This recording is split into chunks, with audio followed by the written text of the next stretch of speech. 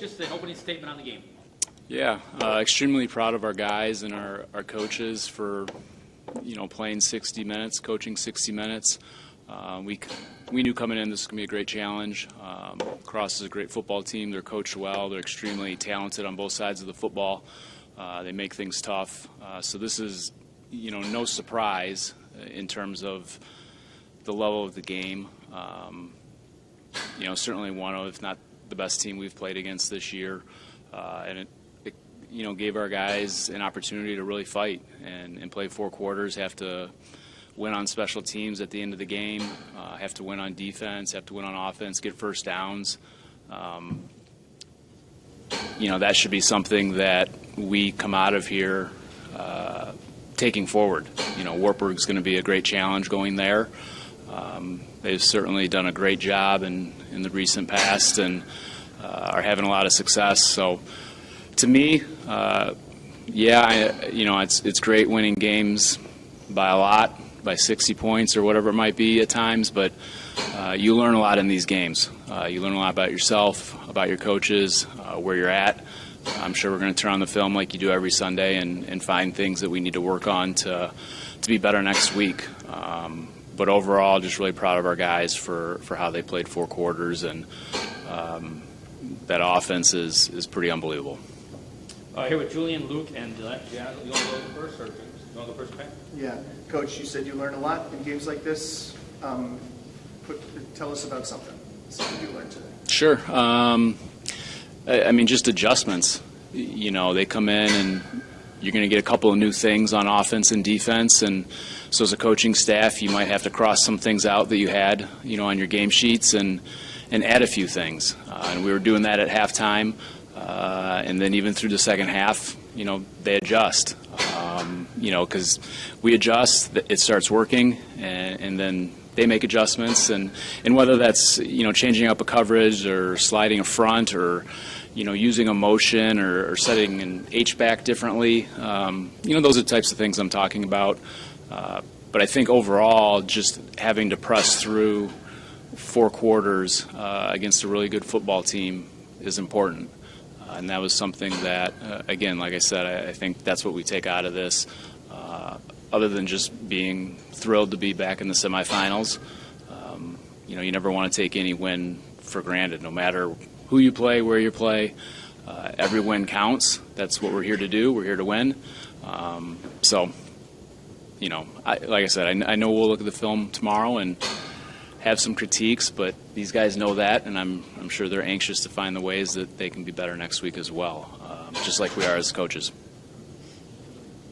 I have one quick question just about, I know seeing a lot of people like us, journalists or fans that follow D3 football, a lot of people were surprised that this game was in La Crosse. I want to know, from your guys' perspective, did that play any sort of motivation for you guys as players or coaches, or is that sort of outside stuff that you don't worry about?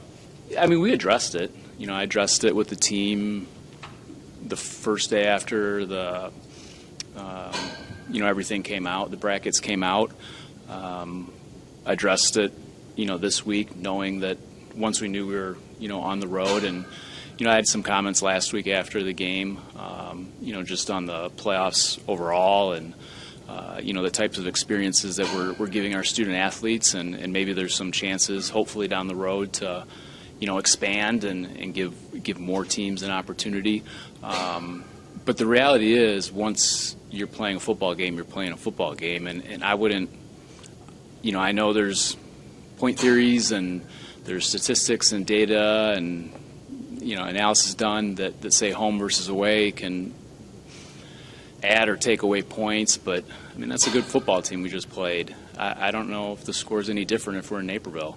At least that's the way that we go about it, is we're going to play football. We're going to Wartburg next week to win a football game, fully understanding the methods of how we got to this place. And whether I agree with it or not really doesn't matter. But there's some good football teams left, and I know there's some good football teams that are going home today that I'm sure a lot of people would like to see continue to play. if things were set up differently. But again, you give credit to all the teams that won this weekend, Cortland and Randolph-Macon. They're phenomenal football teams, and I don't think, we're here to play football. If you want to use it as motivation, sure, but we focus on being intrinsically motivated and motivated by ourselves and our own desires to play to our standard, to live to our standard, whether that's on the field, off the field, in the community, in the classroom. If you're externally motivated, that's only going to go so far. You have to be intrinsically motivated to win and to be your best. And if you truly are, then where you play, when you play, home, night, rain, snow, it doesn't matter. You're there to do a job. I want to get to talk to the players for a second, but I want to ask you, is that from that methods of coaching class that Coach? Coach Carius. Yes. We talked about that maybe last summer.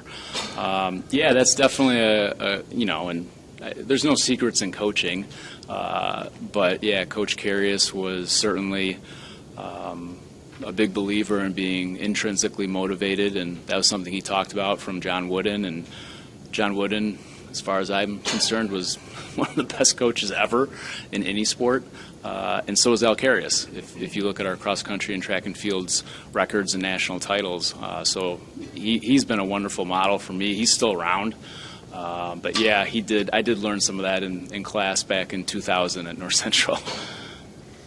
For Julian, you made a couple of big plays today. I know one of them was called back by a penalty, but talk us through what you're seeing when that guy is coming at you on the goal line and you knock that ball out. Well, something our coaches preach is never giving up on a play and refusing to lose. And I felt like that was just an opportunity to not give up on a play and, give my teammates what they deserve, and that's ultimately my best. So that's kind of what I did. Let me ask you, so that happens, and then on the very next play, right, Sacco goes 80 yards to the end zone. Something you kind of made happen, right? You made the quick change happen, that sort of thing. How does that feel for you specifically? I think as a defense we made it happen.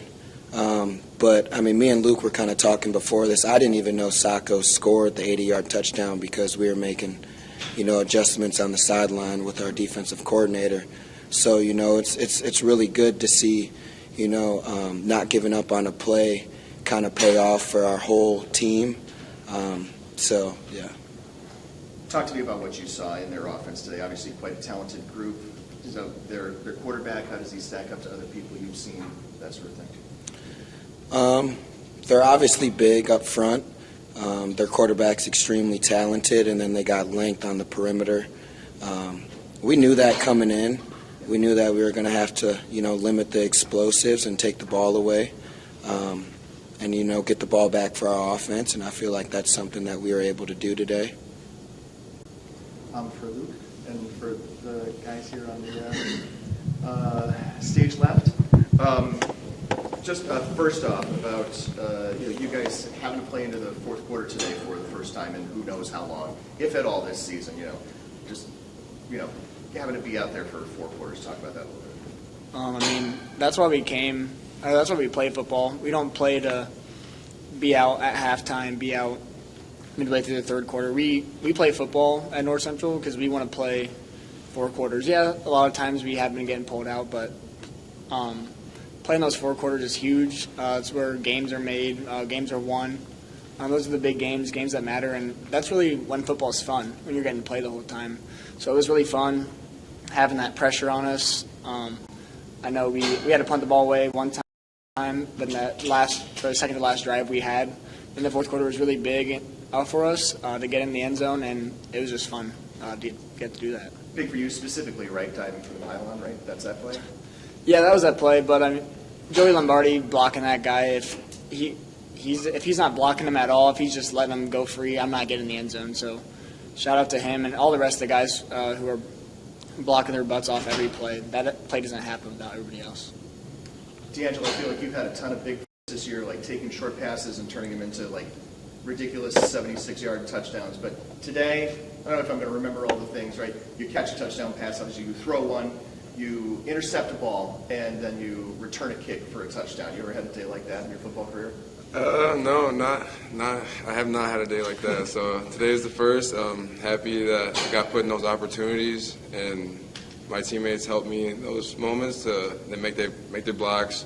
Coach Dirk put me out there to make an interception. Coach Spencer calling the plays for me to get the ball, and then every day or a couple times a week we practice on hands team. So just got put in the right position to make the play. On hands team in practice, does it ever hop into your hands just like that? I don't know if it hops right in my hands like that, but great job from the front line. Everyone got blocked, so I had a free run. And on the Hail Mary at the end of the first half, like, is there any science to that, or you're just going out there doing the things you do anyway as a receiver, right?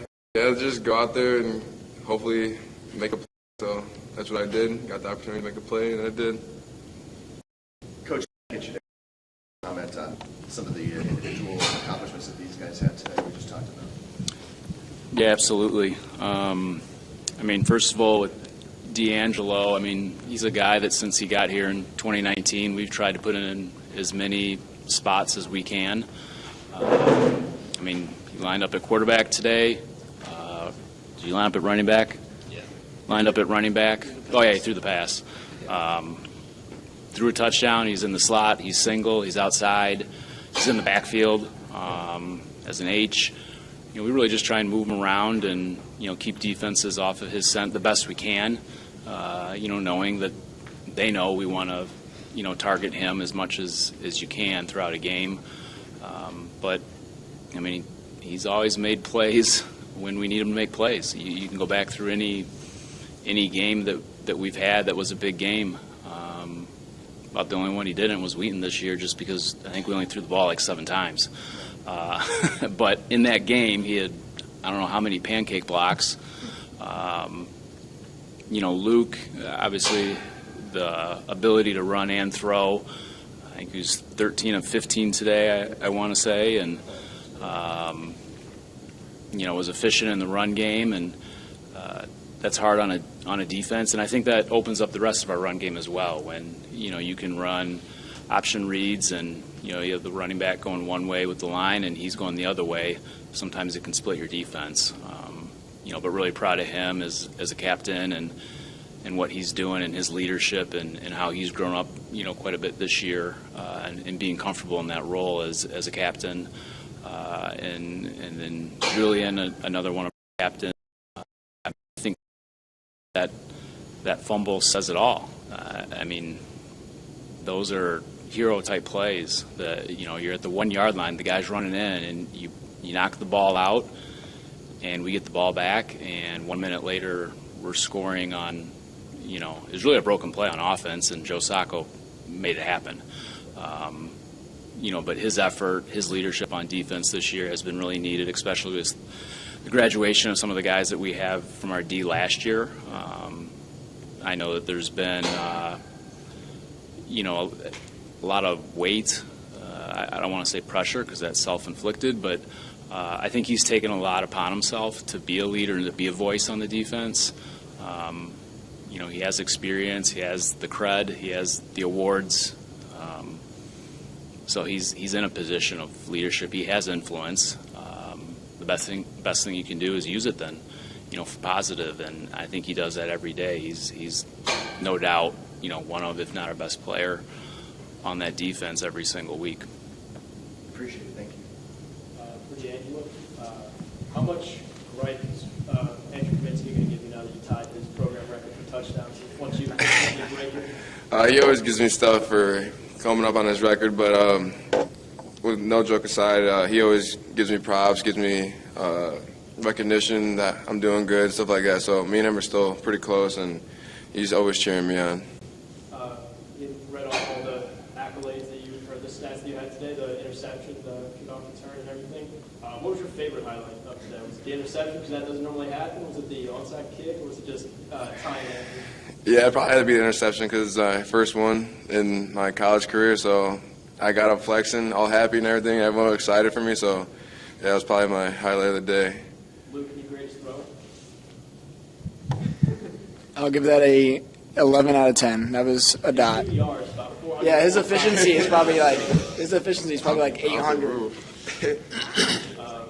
I got one more for Luke. Last week we talked about how your passing game in your freshman season against La Crosse, when they came down to Naperville, was good, but you could tell that you were still growing and getting comfortable with this North Central offense. You said that since then your passing game has improved the most out of any skill.